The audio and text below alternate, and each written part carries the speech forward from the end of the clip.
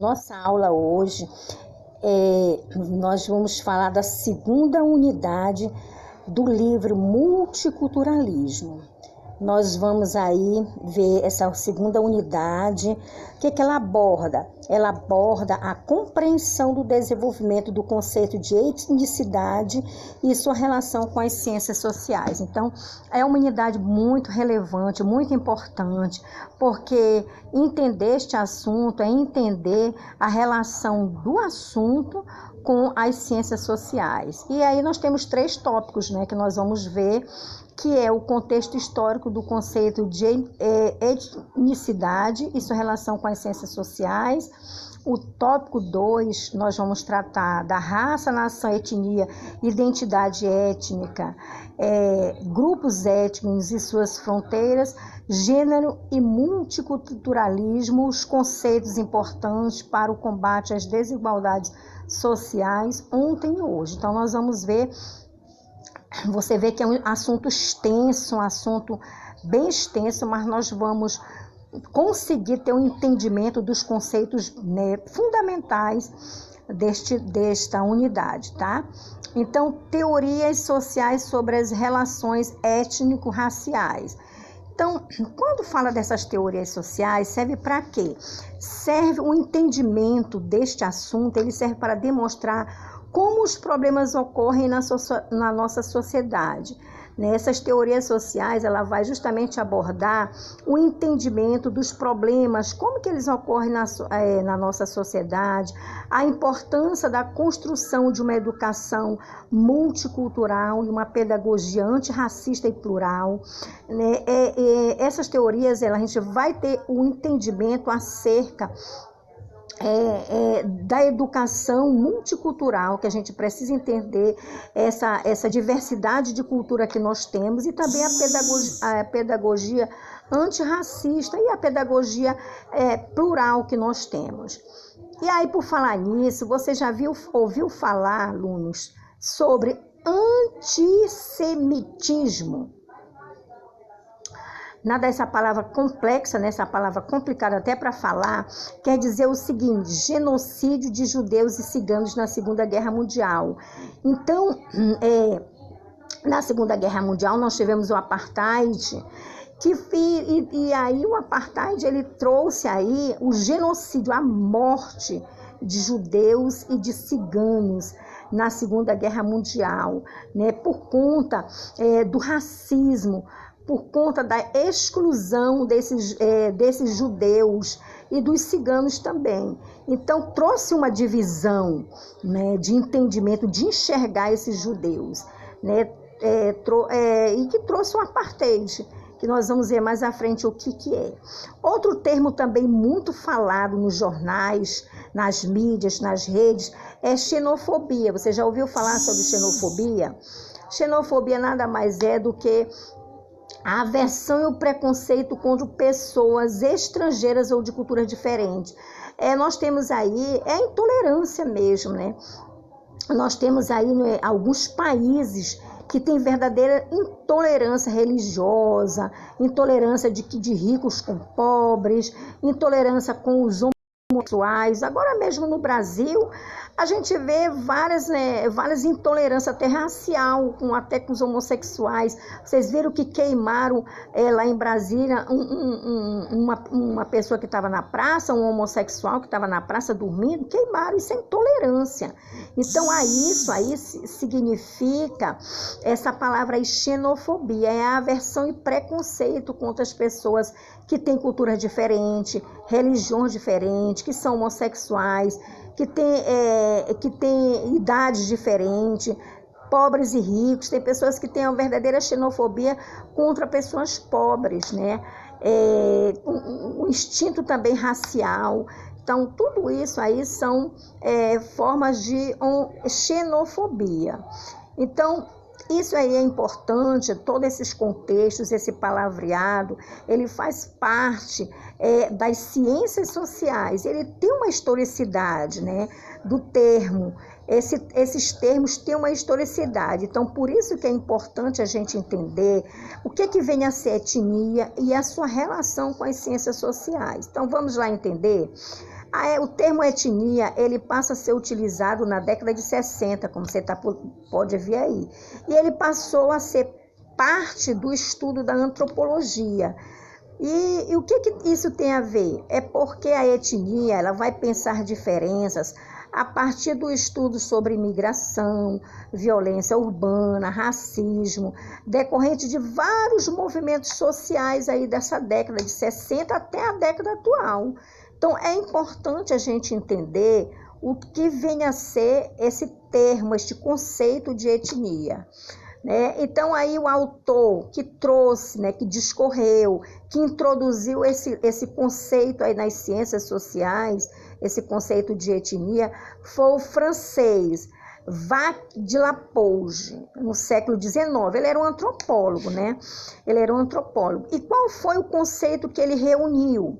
Ele dizia o seguinte, que etnia era a reunião de características morfológicas de um determinado grupo humano, como cor de pelo, altura, etc. E características presentes nos grupos como cultura, língua, intelectualidade e relações humanas.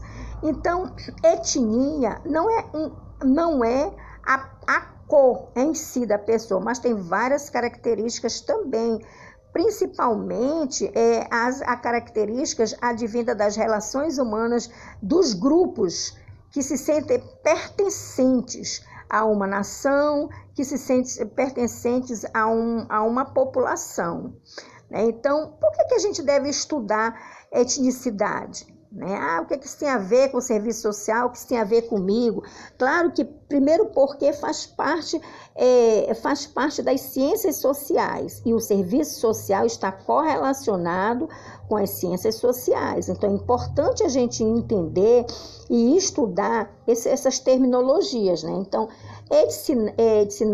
etnicidade, é até um termo difícil de se falar, mas é importante entender que é por que se estudar? Devido à emergência das lutas do culturalismo e da mobilização desses grupos, Então, no qual tornou-se palco de estudo em função de ser uma demanda emergente e crescente. Então, a etnia é uma demanda crescente e emergente no mundo inteiro. E por isso nós precisamos entender, ela passou a fazer parte, essa terminologia passou a fazer parte das ciências sociais. Então, vários autores vêm discorrer a respeito deste termo, etnicidade. Então, e aí é bom a gente também trazer um paralelo no século XVIII, que também surgiu na Europa, que foi uma categoria chamada classe social. Classe social é uma terminologia, é uma categoria que foi desenvolvida, vocês já ouviram falar no Karl Marx. Esse autor Karl Marx, nós vamos vê-lo, vamos estudá-lo praticamente todo o curso de serviço social. Karl Marx ele vem trazer vários conceitos. Dentre eles, o conceito mais importante que ele discorreu nas suas obras, ele era um sociólogo, ele foi um economista, um filósofo, ele foi assim um cara que marcou as ciências econômicas sociais, com o conceito que ele traz, que ele estudou, que foi o conceito de classes, para explicar as desigualdades sociais, E de como que essas desigualdades sociais, por isso que ele é um autor que vai ser estudado em todo o curso de serviço social, porque ele formulou uma teoria, A teoria de Karl Marx é o materialismo histórico dialético. Então, a partir dessa teoria, ele vai dizer como que essas desigualdades sociais são enfrentadas, devem ser enfrentadas.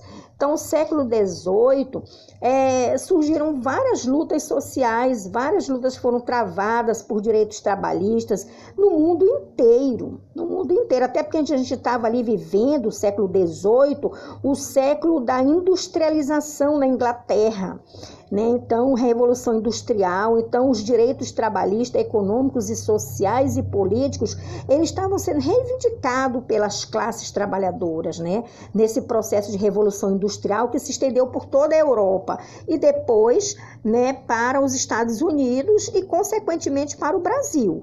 porque no Brasil foi com Getúlio Vargas que se deu o processo de industrialização no Brasil. Então, você vê que tudo está conectado.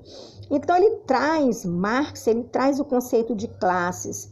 E foi importante para compreender essas diferenças de classes que ele trouxe esse conceito aí, para a gente entender as diferenças das classes.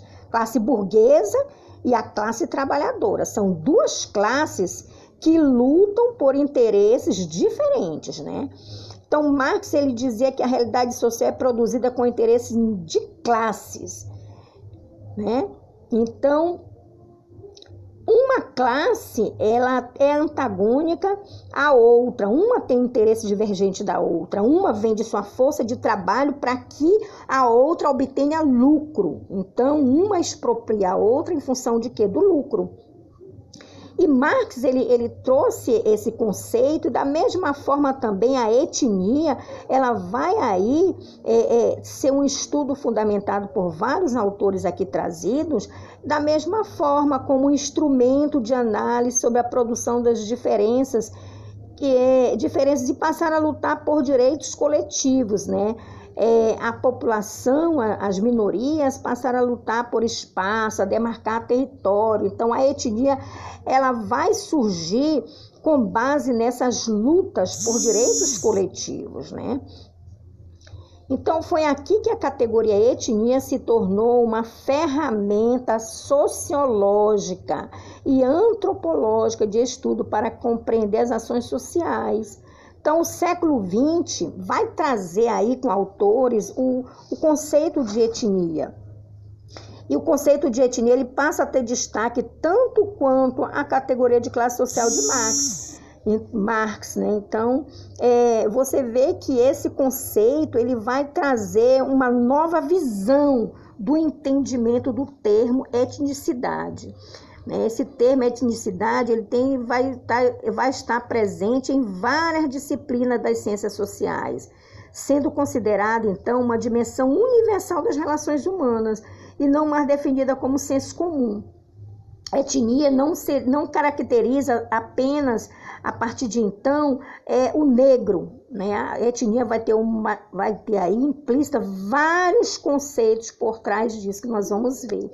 Então, passa a ser uma dimensão universal das relações humanas. E aí a gente vai conceituar para que a gente possa entender etnia e etnicidade. Então, vamos entender esses conceitos aí, alunos. Etnia. O que é etnia? Ela tem origem na palavra grega ethos, e seu significado está relacionado aos hábitos, a costumes de um determinado povo. Também está relacionada a outra palavra grega, ethos, que significa o quê? Raça, povo, cultura. Então, de acordo com este autor aí, Sansone Alves, 2014, o termo servia para definir aquelas populações que não tinham acesso à polis. A polis era como se fosse uma moradia, né? Uma moradia de uma determinada população da Europa. Então, essa população, elas não participavam do regime social, eram excluídas do contexto social, político e moral da XIX e, portanto, carregavam um sentimento de exclusão, um sentido de exclusão, essa polis. Então, isso no século XIX, né, gente? E o termo etnia? O termo etnia, ele passa a ter um sentido inclusivo, não mais de exclusão. Então, as ciências sociais passam a incorporar o termo etnia, mas com um sentido já inclusivo. Incorpora aí as tradições culturais comuns, especificado por uma consciência de pertença ao mesmo grupo cuja unidade se apoia numa língua, num território e numa história idêntica. Então, a etnia passa a ser o entendimento dentro das ciências sociais, a incorporação de tradições culturais dentro, numa perspectiva de unidade, né?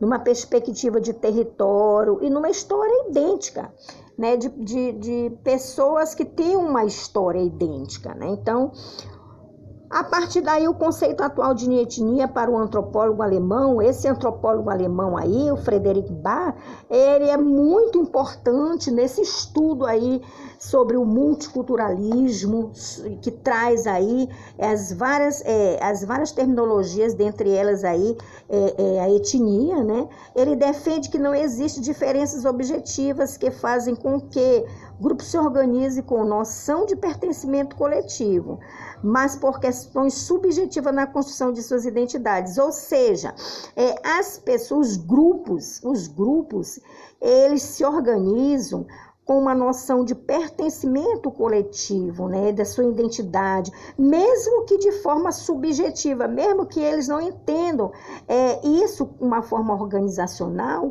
mas é a construção da sua identidade, né, que vai caracterizar esse sentimento de pertencimento, né, de pertencer àquela comunidade, pertencer àquele país, de pertencer àquela população ali.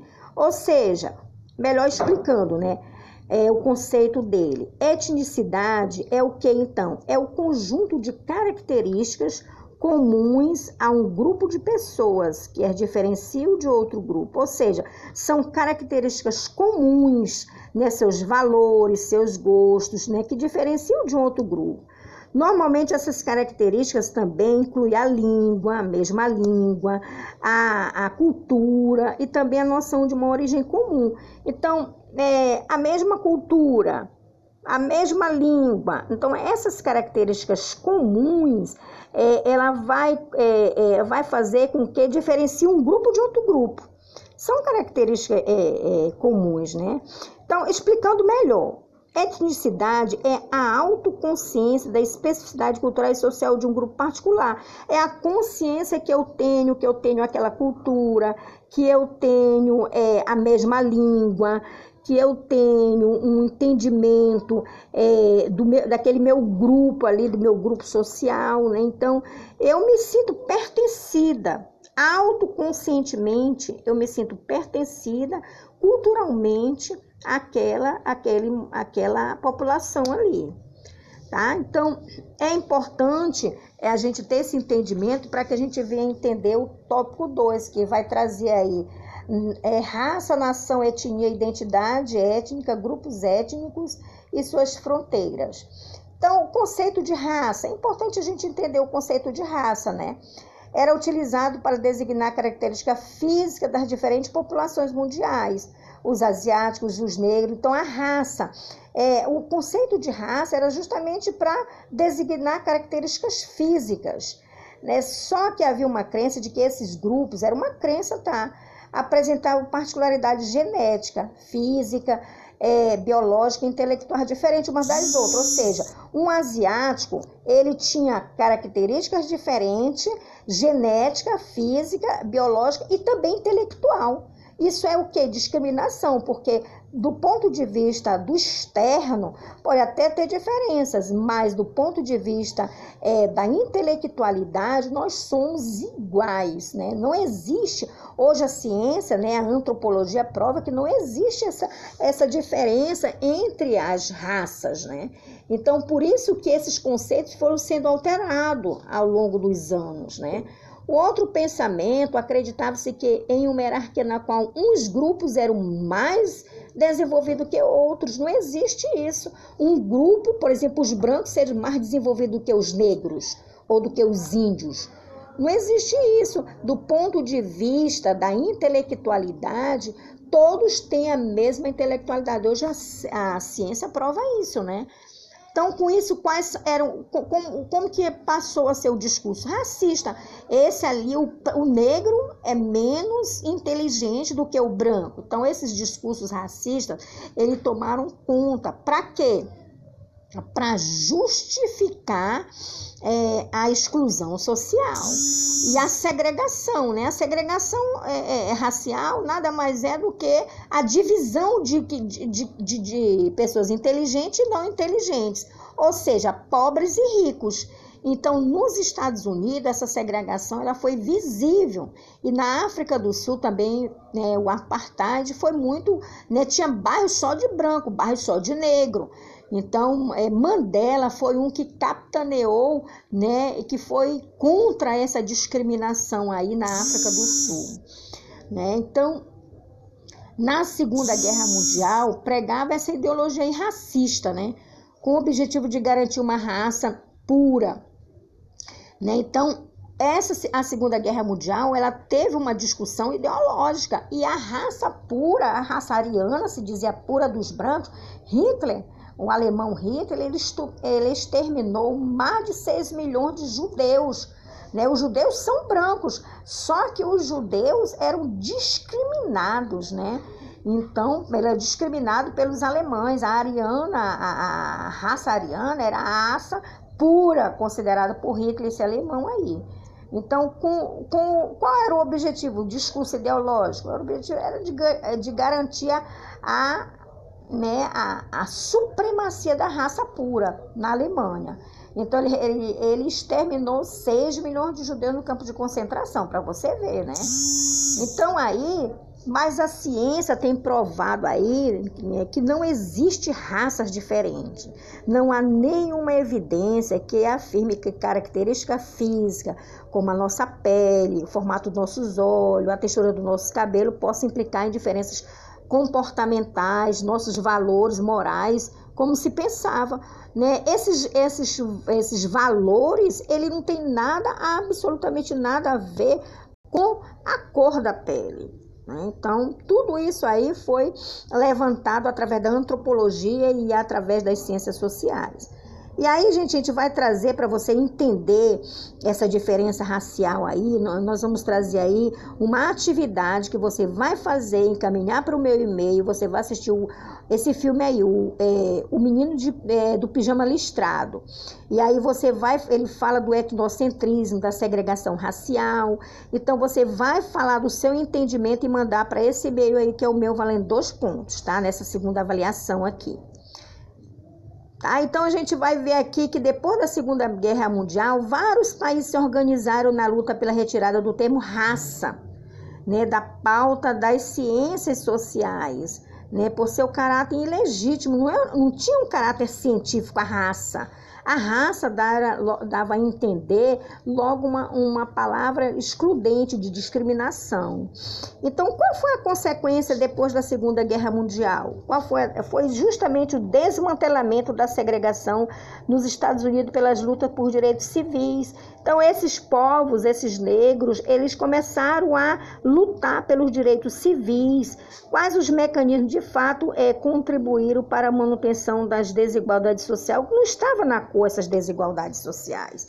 Ao contrário, né, as desigualdades perpassavam por todos aqueles que lutavam por direitos iguais, por direitos civis iguais, né? Então, não era a cor que simbolizava a desigualdades sociais, né? Então, as classes puras se diziam que elas eram a supremacia na pirâmide e que,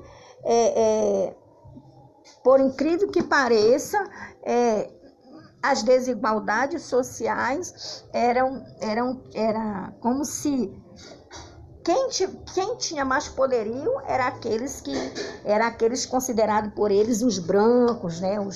Os brancos que se consideravam raça pura, né? Mas as desigualdades sociais não eram produzidas por questões inerentes à raça, por incapacidade física ou intelectual, mas por um sistema social. Então, o que passou a ser discutido, então? Um sistema social, político e econômico, que oferecia aos negros a oportunidades desiguais, como a falta de acesso à escola, emprego de qualidade. Aqui no Brasil também aconteceu. Quando os escravos vieram para o Brasil, eles não tinham acesso à escola, eles eram os escravos, e a idade de senzala, né? Está até inclusive passando agora a novela das 6, né? Então, eles não tinham acesso à escola, ou seja, a oportunidade do branco português, quando chegou aqui no Brasil, era completamente diferente do negro, que veio trazido nos navios negreiros para ser um escravo. Então, não tinham oportunidades iguais, né? Então, a ideia de discriminação racial passa a ser percebida a partir de outro conceito, né, a partir de outros conceitos interpretativos da realidade, como de classe, de gênero e de status social. Então, novos conceitos vão sendo introjetados, introduzidos. E aí vem um conceito de racismo. E aí, esse conceito de raça, ele acontece exatamente aonde? Estou gravando aqui para vocês, tá? Então, ele acontece aonde? Ele acontece quando as características étnicas ou culturais, de religiosidade, crença, de regras sociais, de um grupo são tomadas no lugar das características biológicas, cor de cabelo, pele, traço, fisionomia, para justificar uma relação de hierarquia e desigualdade social. Então, o racismo sem raça é justamente quando as características, né, de religião, de crença, de um grupo são tomadas no lugar das características biológicas, cor de cabelo. Então, para justificar uma relação de hierarquia, na pirâmide, hierarquicamente tem mais acesso do que outros que estão na base da pirâmide. Isso daí é para justificar a desigualdade social. Então, o racismo, ele existe sempre que se pretende explicar um status social por uma característica de uma pessoa. Aquela pessoa ali é pobre porque é negra. Ou seja, eu estou associando a pobreza, né, o status social da pessoa à sua cor de cabelo, à sua pele. Né? Então, isso aí, né, Guimarães, ele trouxe esse conceito, esse entendimento aí sobre racismo. Então, queridos acadêmicos, eu quero dizer para vocês que naturalizar discriminação significa essencializar uma situação, quase sempre no sentido de manter o status quo. É como se eu quisesse que o status, né, de uma nação, ele se perpetuasse. Então, eu não posso naturalizar a discriminação, achar que isso não tem nada a ver comigo. Nosso país é um país extremamente discriminatório. Não é só discriminação pela raça, discriminação pela cor da pele, discriminação pelos LGBTs, discriminação pela pobreza, discriminação dos índios, né? São vários tipos de discriminação. A gente não pode achar que isso é natural, isso não tem nada a ver comigo.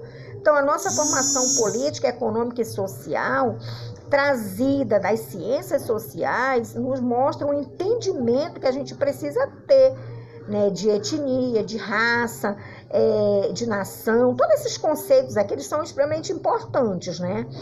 Então, a etnia, a raça e nação, né? Como já sabemos, o termo etnia foi concebido para distinguir e classificar os povos, que não pode ser classificado com base no conceito de nação e raça. Então, aqui a gente vai falando, olha, os conceitos de nação, nós vamos trazendo aqui a identidade étnica, a etnicidade, os grupos étnicos e suas fronteiras, o conceito de diáspora. É importante a gente entender o conceito de diáspora, porque é um conceito presente, olha, a gente está vendo lá em Garapé-Miri. O que tem a ver diáspora com aqueles... os índios que estão lá nas portas dos bancos, né, que estão lá, os venezuelanos. Diáspora significa dispersão de um povo por meio de perseguições. São várias perseguições política, econômica, social, que discrimina essas pessoas. Então, essa discriminação, ela acaba acontecendo no mundo inteiro, um movimento migratório de grandes população que vai para outras fronteiras nacionais, né? Associado a quê? Associado a ameaça, e essas ameaças, inclusive, até de segurança de Estado, né? Então, a gente pode ver que muitos países não aceitam esses movimentos migratórios, porque falam sobre terrorismo, né? Principalmente essas entradas clandestinas, né, de outros povos nos países. Então, aqui no Brasil, até que se aceitou esses venezuelanos, que agora estão tendo as suas situações revistas, né? Mas, por exemplo, os Estados Unidos fecha a fronteira mesmo, porque por conta dessa questão de segurança de Estado, terrorismo, né? Então, tudo isso aí tem a ver com diáspora, que foi a dispersão do povo, principalmente o povo judeu. Naquela época, né, o povo judeu se dispersou pelo mundo afora em função dessa perseguição de Hitler, né, com relação à discriminação do povo judeu naquela época. Então, a gente vai falar sobre gêneros e multiculturalismo, quais são os conceitos trazidos aí, olha, os conceitos trazidos, né, é importante você entender esses conceitos aqui, né, de multiculturalismo, que tem a ver com o livro, tem a ver com o contexto de todo o livro, né? O que significa multiculturalismo? Significa multivários. O termo culturalismo refere-se à cultura e o sufixo ismo está associado às posições assumidas ou a ideias aceitas sobre as possibilidades de conhecimento, ou seja, significa uma posição assumida sobre as diferentes relações entre as várias culturas. Então, multiculturalismo, em outras palavras, significa a existência de grupos de diversas culturas, assim como embate político, econômico e social, travado pelos diferentes grupos sociais na luta pelo respeito à diversidade. Então, o multiculturalismo, ele traz a multicultura, ou seja, várias culturas, e que essas culturas, ela traz aí a luta pelo respeito à diversidade, né? Então, ele foi utilizado esse termo pela primeira vez na Inglaterra, na década de 60 e 70. Então, é um termo pluralista, porque as diferenças, elas coexistem. Elas estão próximas, né, em um mesmo país, em uma mesma região. Então, qual é o objetivo do multiculturalismo? É lutar pela igualdade e pelo reconhecimento das diferenças para a diminuição das desigualdades.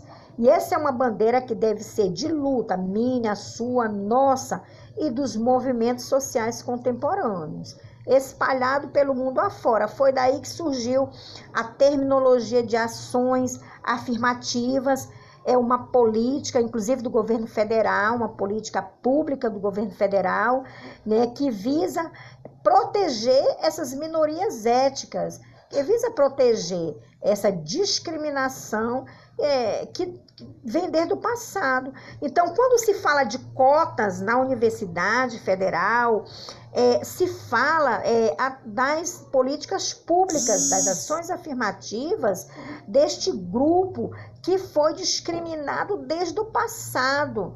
É uma forma de você igualar o acesso dessas pessoas, né? Que foram expropriadas, o Brasil, ele teve essa diferença desde os seus primórdios, desde com os índios foram discriminados, e depois com os negros que vieram da África. Então, essas cotas nada mais reflete as lutas políticas deste movimento aí, através das ações afirmativas para proteger essas minorias. Então, é uma forma de garantir o interesse, né, social de forma igual, com acesso igualitário, porque a gente vê, gente, que a injustiça social, com a justiça social, tem justiça social mais de acesso para uns do que para outros, né? Então, você vê, quem é que está mais dentro das universidades públicas? São as pessoas que têm mais condições de estudar, né? São as de escolas particulares têm muito mais privilégio, mais tempo para estudar do que as que estão nas escolas públicas. Então, justamente essas cotas, ela vai, é como se eu dissesse assim, olha, eu estou dizendo aqui para você que você vai ter os direitos iguais de acesso, né? Então, é uma forma de enfrentar essas desigualdades aí, porque os direitos, eles não são iguais. Você for fazer uma pesquisa, você vai ver que dentro da universidade tem mais alunos de escola particular que passam no vestibular do que de escola pública. Isso reflete o quê? Um jogo desigual de possibilidade de entrada. Então, é por isso que as ações afirmativas, ela vem justamente proteger essas minorias.